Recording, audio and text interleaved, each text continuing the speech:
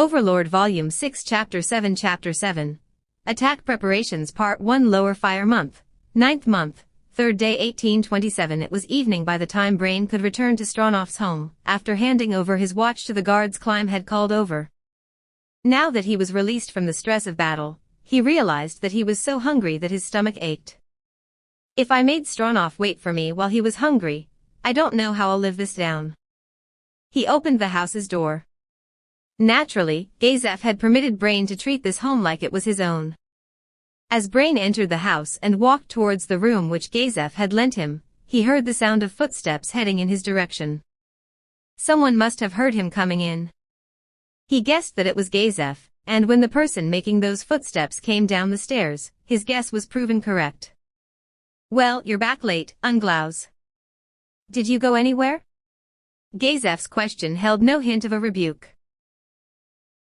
In fact, as Brain fell into contemplation about how to answer that question, Gazef instead looked upon him with eyes that were bright with interest. "If you don't mind, how about talking over dinner?" That idea sat just fine with Brain. He rubbed his belly and laughed. "That's a great idea. Where shall we eat?" Gazef looked surprised for a moment, and then he led Brain to the dining room, saying, "Over here. Are you going to have the servants make something? Or don't tell me, you're going to cook yourself, Stronoff?" Gazef smiled bitterly at that unexpected question. "No, I can't cook at all." Saying so, he pursed his lips into a cat smile, and added, "However, everything my servants make is pretty bland, probably because they're getting on in years. In my line of work, I'd like to eat things with strong flavors, but they just don't seem to get it." Brain chuckled and teased, "So even the great and mighty warrior captain of the kingdom is forced to eat bland, healthy fare?" Gazef did not protest this, merely frowned and replied, "Indeed." Then he continued, "While I'd thought of letting you try my famous home-cooked food, in the end I ordered takeout." "Is that so?" "That's very kind of you." "Thanks." Brain smiled thinly as he said this. It seemed to amuse Gazef, who chuckled. Then he shot back, "Can you cook then, Unglaus?" However, that riposte went wide. "Well, it's nothing much, but I can throw together simple dishes. After all, it'd be pretty hard to get by if I couldn't cook on my own while training." "I see," Gazef answered as they entered the dining room, whereupon he picked up the basket placed near the wall. It seemed large enough to hold a baby, and a fragrance wafted out from inside, stimulating the nose and belly. The two of them sat down, facing each other. After setting several dishes on the table, they raised glasses filled with wine and clinked them together. There was no special occasion for the toast. They simply glugged the wine down in silence. A refreshing flavor spread from their mouths. After about 2 mouthfuls, Brain put the glass down. He coughed and said in an earnest tone, "It's been a long time since I had wine." "Same here. Or rather, I should say I haven't eaten at home in a while. Working in the palace is hard, huh? There's a lot for the warrior captain to do." "Are you in charge of the royal family's security too?" "Yes. It's what I do for the most part." Brain could sense Gazef's upright nature through his words. It would be fine to lapse a little, but he insisted on sticking to his guns. The nobles must hate commoners like this. It would seem Brain's guess was on the mark, because Gazef very rarely mentioned the nobles. Despite his lofty station of the kingdom's warrior captain, Gazef mainly talked about his military duties, or how he served the royal family. There was hardly any talk of the decadent world of ballrooms and banquets. An imposing social barrier still separated noble from commoner, though this practice had largely vanished in the nearby empire. Brain suddenly found it all very amusing. In the past, he had honed his sword skills to defeat Gazef, and he had selfishly thought that the next time we meet will be a battle to the death. Yet the two of them were now friends who could share a drink. Perhaps Gazef had picked up on his thoughts, but the other man smiled too. They clinked their glasses together. Perhaps the wine was starting to get to them, but they used a bit too much force, and the wine spilled out, soaking the table. "Oi oi, don't spill it on the food. Don't you think the wine'll make it taste better?" Well, my tongue's pretty bad so it's all one to me. Is it the same for you, Unglaus? Brain. Call me Brain. Really now? Call me Gazef, then. Got it, Gazef. The two of them looked at each other and laughed, and there was a clear ringing note as their glasses clinked together again. Gazef brought up all manner of topics, and Brain soon found himself in unfamiliar territory. As they were getting into it, Gazef nonchalantly asked, "Come to think of it, how did a man like you end up like that, Brain?" He asked that question carefully, as though afraid of reopening old wounds. His penetrating gaze did not appear to be testing the truth of his words. He seemed genuinely worried about hurting Brain's feelings. Thanks. Gazef froze at Brain's unbidden thanks.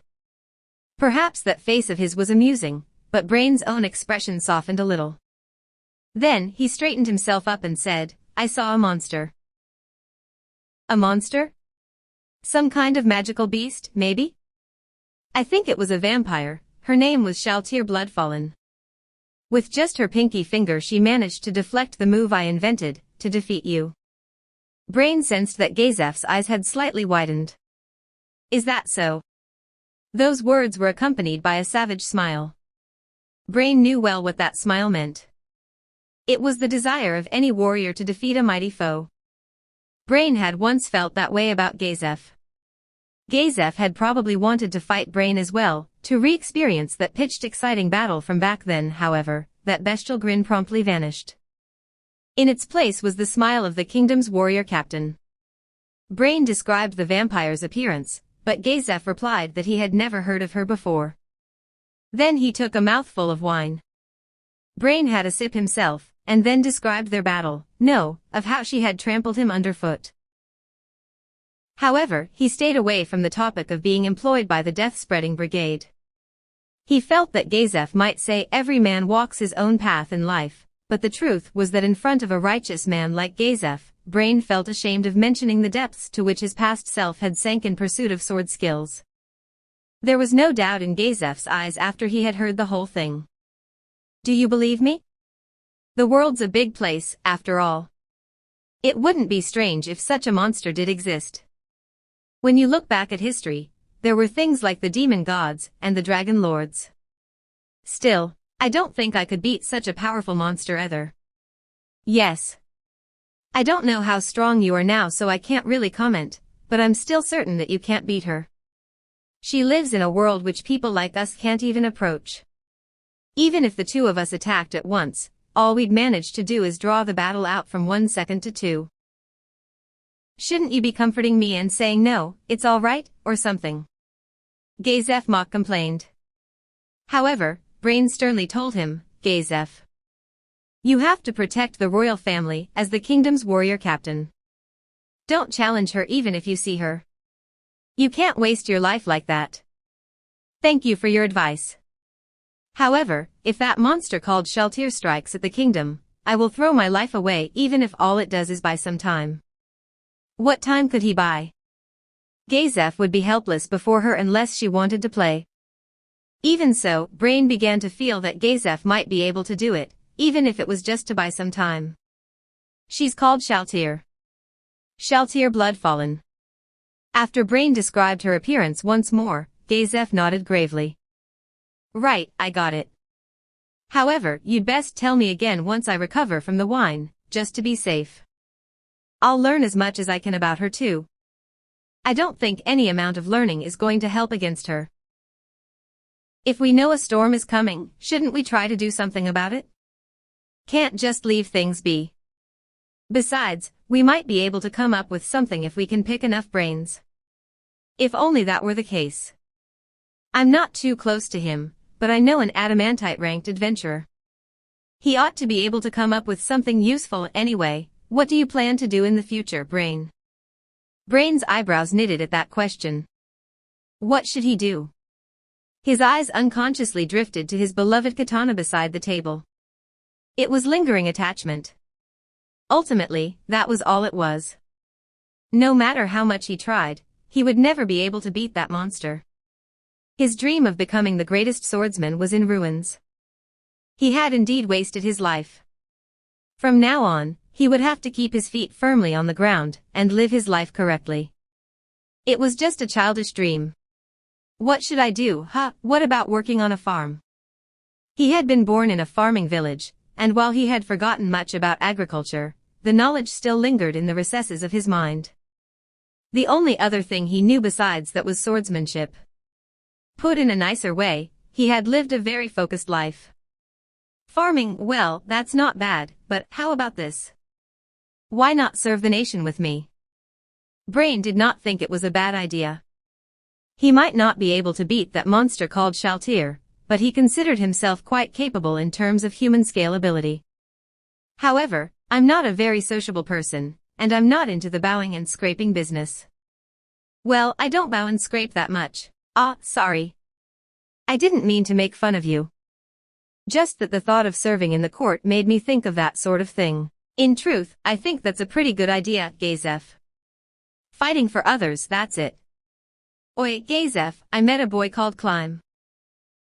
Climb? That hoarse-voiced kid? Gazef went as he saw Brain nod. Where did you meet Climb? I thought he was the princess bodyguard, so he shouldn't have had many chances to leave her side. I saw him training on the streets. Training on the streets, well, he just doesn't have talent. I don't think he'll get any stronger than he is now. All he can do now is train his body and improve his physical attributes. Was he doing that? If not, I might have to guide him a little. Indeed, he's got no talent for swordsmanship. However, he's stronger than me in some areas. The look on Gazef's face seemed to say, are you kidding me? Indeed, Brain was far more skilled than Climb, and more talented as well. However, Brain knew that this discrepancy meant nothing in the face of true power, and so he felt that laughing at Climb for it would be hypocritical. Rather than quibble about such a trifling difference, Brain felt that Climb's strong will, which had withstood the murderous intent of the mighty Sabas, was truly worthy of praise. I was beaten and chose to flee. But Climb would never run if someone he had to protect was behind him. He would choose to fight. Perhaps a man like him could clip that monster's nail. Brain did not say anything about Gazef's confused expression. Instead, he roughly explained the day's events, in other words, the raid on the Eight Fingers brothel. I see. So you and Climb. I see. You can abandon me if you think it'll cause problems. I mean, when you think about it, having someone like me who goes in and out of your house is going to cause you trouble if I'm at odds with the underworld, don't you think? No, not at all. In fact, I rather welcome it. Those bastards are the maggots infesting the kingdom. I would like nothing more than to carve my way into their headquarters. Are Eight Fingers so bad for the kingdom? They make me want to throw up. They control most of the secret societies in the kingdom and profit from them. The money and benefits go to the nobles, allowing those rogues to mix with them and swan around in normal society. If we try to arrest them, the nobles obstruct us, so there's nothing we can do on that front. The only way we can hurt them is by doing what you did, Brain. We need to barge into their cunningly concealed hideouts, force their criminal acts into the light, and make a big fuss of things. Of course, they're more powerful than the average noble, so if we fail, the consequences will be severe. You're out of luck, then? Indeed. Therefore, I hope what you did weakens them. Unfortunately, that's not too likely. Can't you have the king issue a royal decree, or something? The nobles opposing him will interfere from the sidelines, so we can't do it. And they have allies in both factions, which makes things even trickier. As the air hung heavily over the table, the two of them drank their wine in silence and reached for the food. Part 2 Lower Fire Month, 9th month, 4th day 7:14. The members of Blue Rose had entered the keep early in the morning. Each of them carried a large sack, which made metallic clattering noises when put on the ground. The sacks contained all their gear, because entering the royal palace all girded for war was not very appropriate. After putting down their weighty luggage, the group rotated their shoulders. Renner looked kindly upon them, and their team leader, Locu's Alvian Dale Aindra, asked her, "Will you have any princessly duties to discharge later?" Renner had hardly any power, but she still had her responsibilities as the princess. It's fine. Those matters can wait. Don't worry. Aha. A mischievous expression came over Loki's face. Similarly, Renner also flashed her a mischievous look, which then melted into unrestrained laughter. Loki's. Once you're ready, I'd like to ask you to take care of that matter as soon as possible. Why? I heard yesterday that we were going to attack in secret, taking each location in turn. Isn't that so? Asked Evil Eye, the masked arcane magic caster. She had not removed her face-concealing mask even in the royal palace. She had not been censured for such suspicious dress, because she was an adamantite-ranked adventurer, the elite of humanity, and also because her team leader Lokius was a member of the peerage. Something unexpected happened last night, so I feel we need to change part of the plan. It's like this, Renner described the brothel raid from last night. Climb stood stock still behind Renner, and the members of Blue Rose looked upon him with respectful eyes. Their gazes made him feel itchy. Charging into the brothel and saving people from their hellish confines was not Climb's doing. He had merely borrowed the strength of the two men who had gone in with him. Frankly speaking, Climb had done nothing worthy of praise. Instead, he felt disappointed with himself. He had not been rebuked for his reckless, independent action, and the plan had not been cancelled, only altered. The fact that he actually felt relieved by that only made it that much more tragic. Not bad, cherry boy. Yup, Gagrin's right. Apprehending a member of Six Arms is a pretty big deal. Undying King Davernok. Void Cutter Pazillion. Bloody Scimitar Edstrom. Thousand Kills Momvist. Illusion Devil Succulent. And then their leader, Battle Demon Zero. Tia smoothly recited each name. Davernok is undead. Pazillion is said to be able to cut down even distant foes. Edstrom can skillfully use special magic weapons. Momvist is a fencer with a poison blade, adept at lunges. Succulent has already been apprehended. And Zero is a brawler who excels in empty-handed combat. Each of them is equivalent to an adamantite-ranked adventurer. Catching one of them is a big aid to us. Amazing work, Climb. Still, it was great good fortune that you met Brain Unglaus and fought by his side. Climb agreed with that sentiment. The fact that he could take out Succulent in one hit proves that Unglaus, the man who fought the kingdom's strongest warrior, Gazef Stronov, to a standstill, is the real deal. That said, I'm more interested in that old butler which even he couldn't beat. I didn't get Sabaz-sama's address. Climb. Did he not tell you because he was wary of you? Or did you not ask, because you knew you should not have asked? Which is it? Both of them, Evil Eye-sama. Perhaps he might have told me if I had asked him. However, Sabaz-sama volunteered his help despite the fact that I was the one who involved him in this, and I did not want to learn anything which might cause him difficulty. You're an honest chapter. Yup. The sisters seemed to be sizing Climb up from head to toe. I have no idea why I've never heard of such an amazing person before. Climb could sense everyone's sudden wariness of Sabaz, as though it had been triggered by those words from Evil Eye. Just as he was about to retort, Lokius clapped a few times, and the mood in the air changed. All right, let's leave this aside for a moment.